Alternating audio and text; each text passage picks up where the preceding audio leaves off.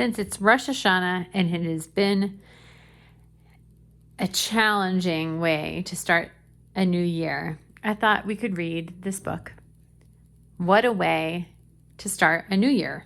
A Rosh Hashanah Story by Jacqueline Jules, illustrated by Judy Steed.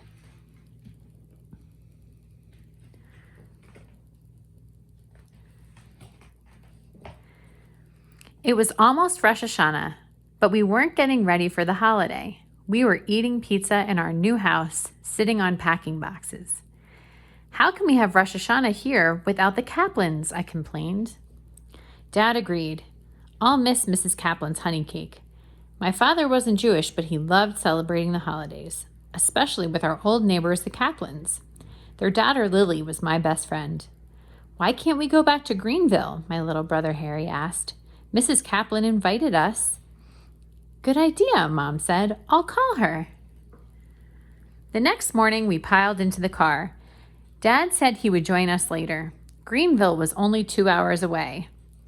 Harry pinched his nose. Marcus spells bad. He does. I agreed.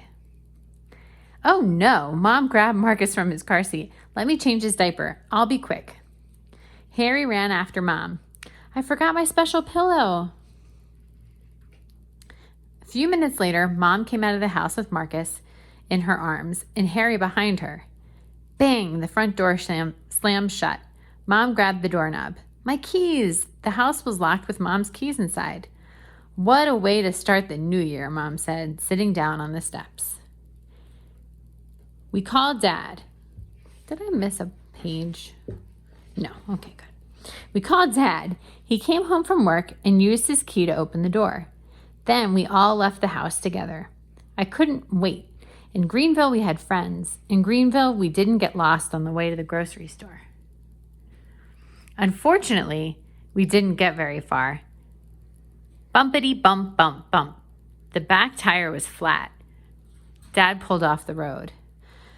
What a way to start the new year, Dad said. We called a tow truck.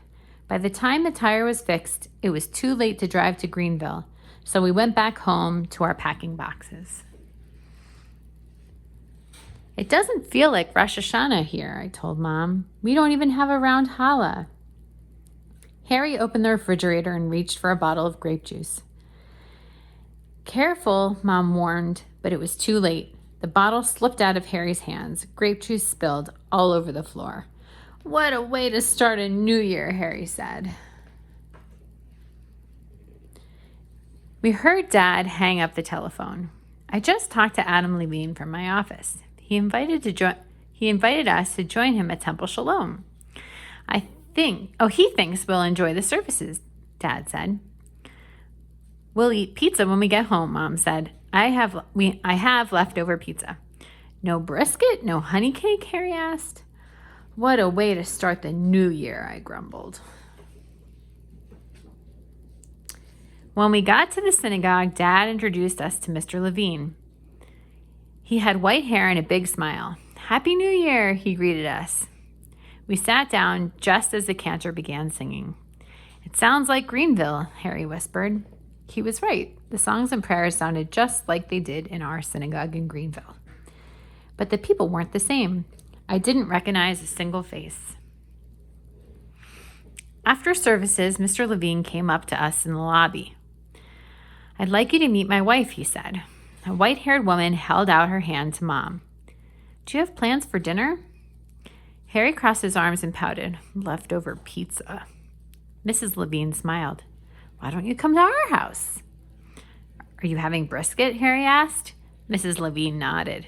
Okay, Harry said, and everybody laughed. Harry was satisfied, but I wasn't. One look at Mr. and Mrs. Levine's white hair told me there wouldn't be any kids at dinner. Rosh Hashanah would be boring, even if the food was good. Then a boy about Harry's size came up and tugged on Mr. Levine's hand. Grandpa, he said, can we leave now? I'm hungry. Yes, Mr. Levine said. But first, meet our new friends, Dina and Harry. I'm Michael, the boy said, and I'm Maya.